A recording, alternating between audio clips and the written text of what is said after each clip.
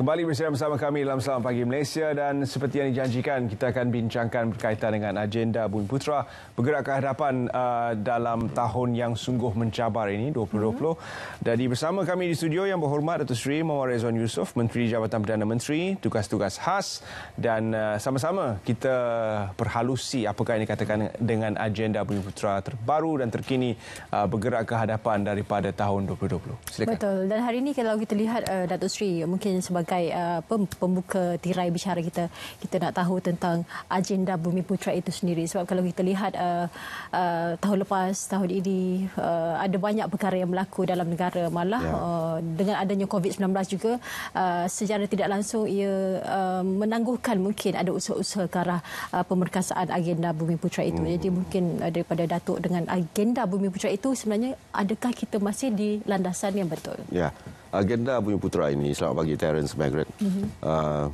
kena dilestarikan. Apa saja kalau kita lihat perubahan kerajaan sendiri, kita mengutamakan agenda Bumiputera ini oleh kerana kalau kita lihat jurang pendapatan, jurang ekonomi, kalau kita tidak memberi keutamaan dan memperkasakan agenda pembangunan ekonomi Bumiputera, maka makin lama makin melebar dan kita kena serius dalam usaha kita untuk terus orang kata membantu golongan ini yang dianggap mengikut statistik dan data yang ada ketinggalan di belakang. Kalau kita lihat sejak 2011 ditubuhkan, memang ada impak, tetapi impak dia tidak orang kata tu meningkat secara mendadak. Kalau hari ini kita lihat yang ketinggalan kebanyakan B40 dan rata-rata adalah golongan Bumiputera. Peningkatan tu ada. Kalau kita lihat hari ini golongan yang berpendapatan tinggi adalah majoriti, sedikit majoriti, lebih pada 50% adalah kalangan Bumiputera. Jadi kalau kita lihat data itu, agenda-agenda yang kita telah wujudkan dahulu dan kita sambung, cuma kita nak buat penambahbaikan supaya impak itu akan lebih menyeluruh bukan saja kepada golongan atasan, tetapi golongan yang perlu diberi bantuan dari sudut keuangan, dari sudut latihan, peluang dan juga bantuan keuangan yang tertentu yang kita wujudkan. Kita ada berbagai-bagai program. Tetapi terpulang kepada golongan Bumiputera untuk mendekati kita. We can do so much. We have place, kita dah buat macam-macam dasar. Tetapi kalau kita lihat ni, mungkin ada kurang kefahaman. Yang penting, kita kena ada satu budaya yang mau maju ke depan, yang lebih mau berusaha dengan disiplin, dengan lebih berintegriti. Kadang-kadang kalau kita bagi bantuan, ada golongan sebilangan kecil mengharapkan bantuan keuangan tapi tidak dimanfaatkan secara yang dikehendaki menurut dasar kerajaan. Yang berhormat Datuk Seri, kita dapat lihat pada 14 Julai yang lalu penubuhan Majlis Kemakmuran Bumiputera. Satu majlis yang akan dipengurusikan oleh Yang Berhormat Perdana Menteri sendiri dan akan berada di bawah kelolaan Yang Berhormat sendiri. Bagaimana penubuhan MKB ini mampu membantu untuk memperkasa agenda Bumiputera, sedangkan telah pun terdapat pelbagai agensi lain yang turut dibangunkan untuk tujuan yang sama?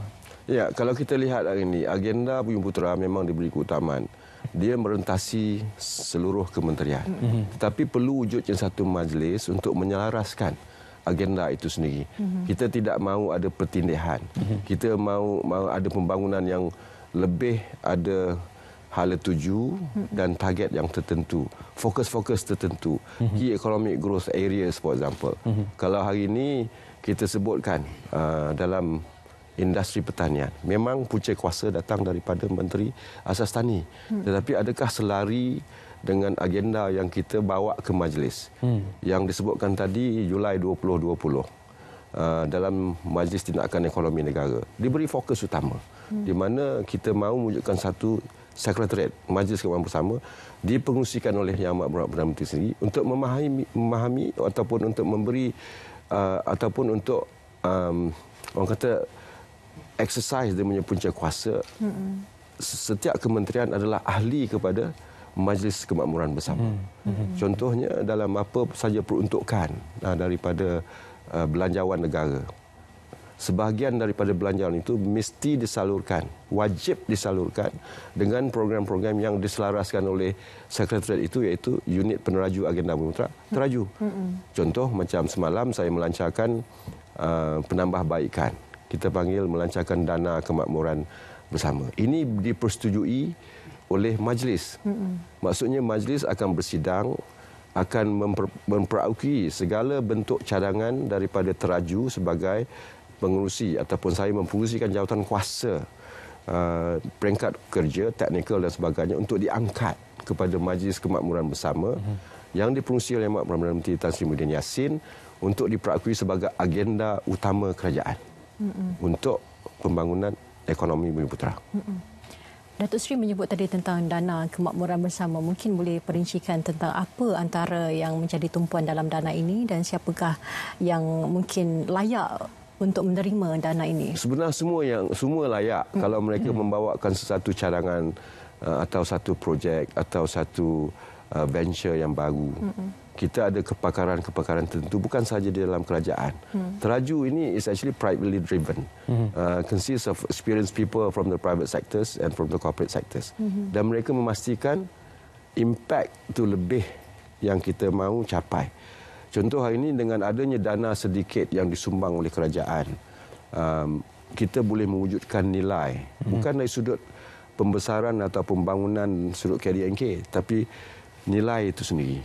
Jadi teraju setakat ini kita telah membelanjakan ikut purata tahunan sebagai suntikan pelaburan untuk mewujudkan nilai tadi, average about 300 to 400 million a year. Tetapi apabila Kerajaan Pakatan Harapan, orang nampak begitu suram sebab mungkin kerajaan ketika itu sedang membentuk satu dasar baru, bukan nak menidakkan tapi nak how to do things differently.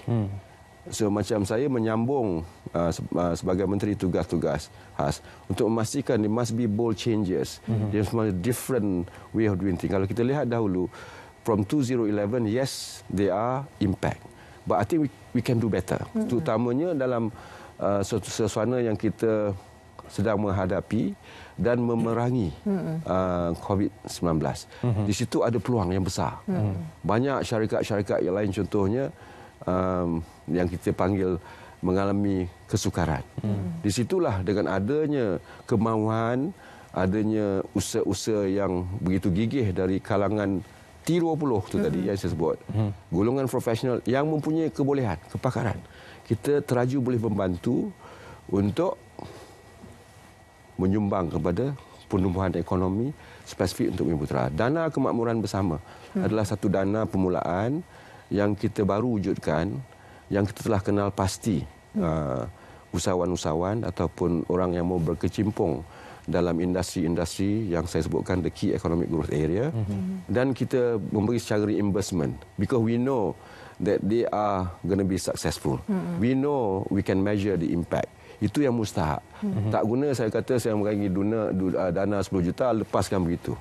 So we're going to track down. So if we need more, we give you more. It's reimbursement basis.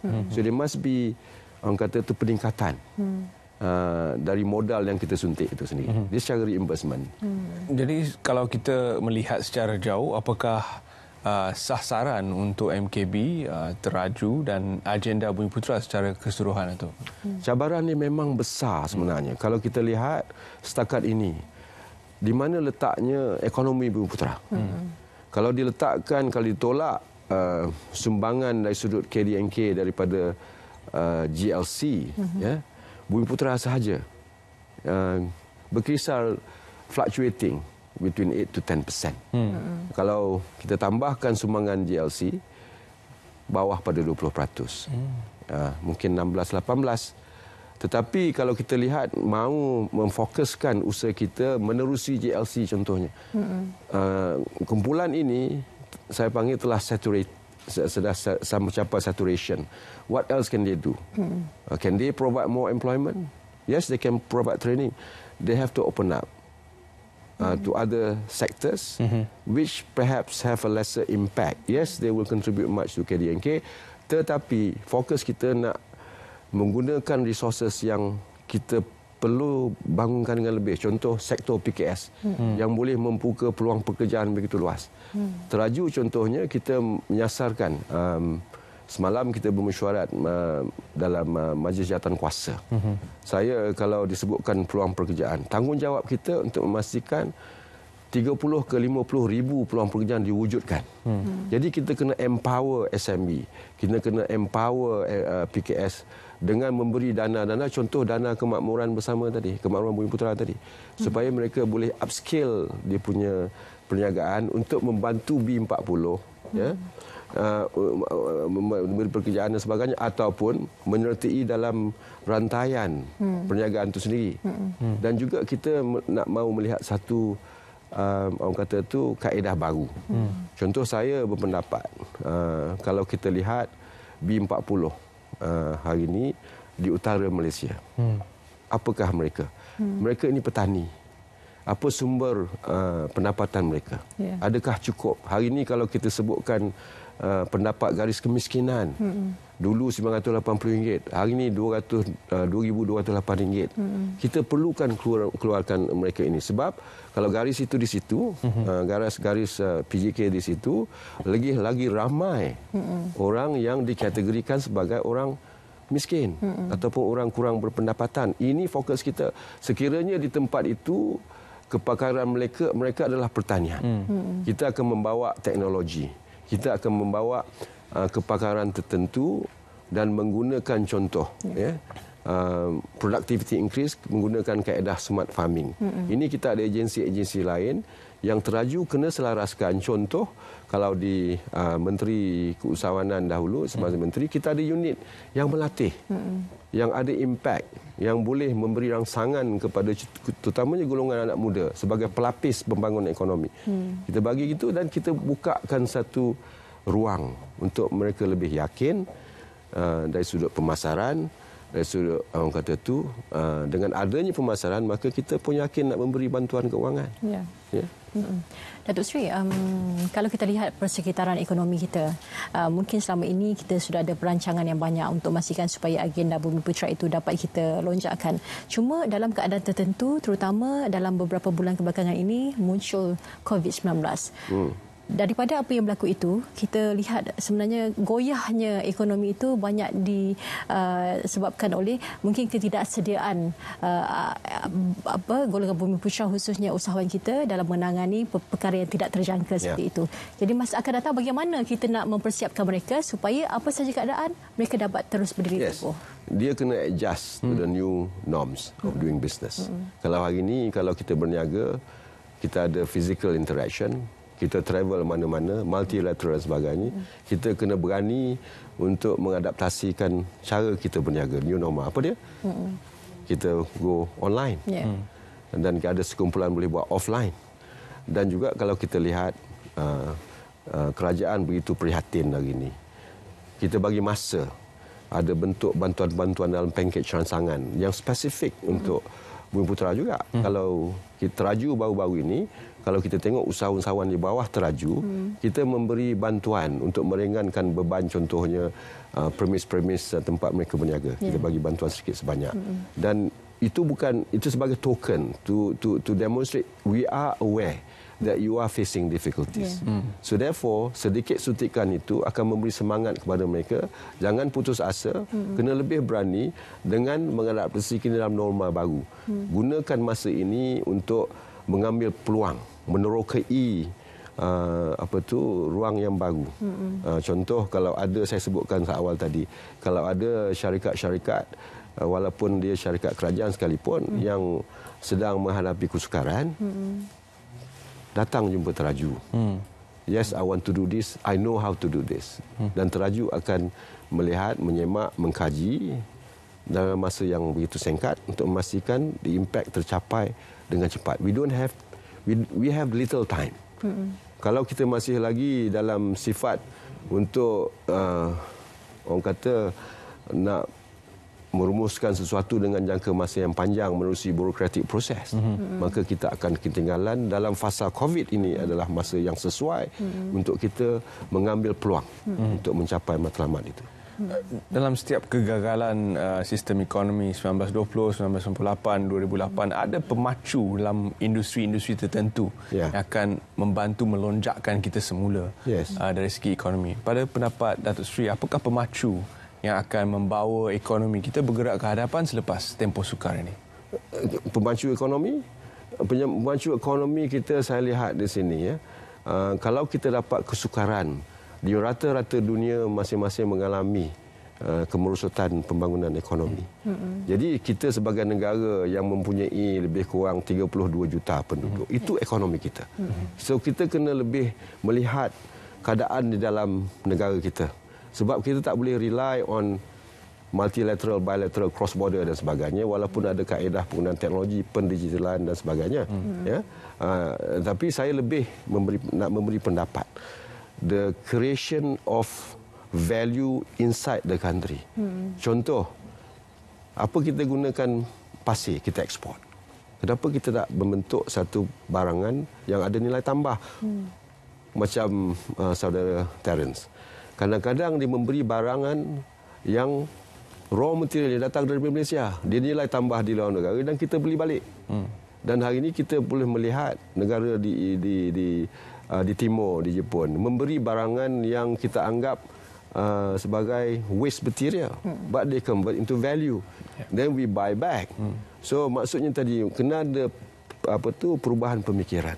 I need to convert whatever I have sumber asli Malaysia sebagai satu barangan yang ada nilai tambah untuk kegunaan kita awalnya, tetapi lebihan kita ekspor. Kita nak menjadi sebuah negara pengeluar. Kalau sekiranya kita nak menjadi satu negara yang maju, we need to be a net exporter. Hari ini kalau kita lihat apa peluang pemacu dia yang disebutkan tadi, kerajaan telah mewujudkan satu majlis yang kita panggil, dia pengusikan Yang Amat Berhormat Perdana Menteri juga, food security. Why? Sebab kita nak meningkatkan food security ranking kita, dan hari ini kita mengimport lebih daripada 50 bilion barangan daripada asas tani. Itu peluang, itu pemacu. Kalau kita sedarkan kepada semua masyarakat, mereka akan bekerja mengambil peluang itu. Kesedaran kena ada, tetapi kena ada dengan pengetahuan.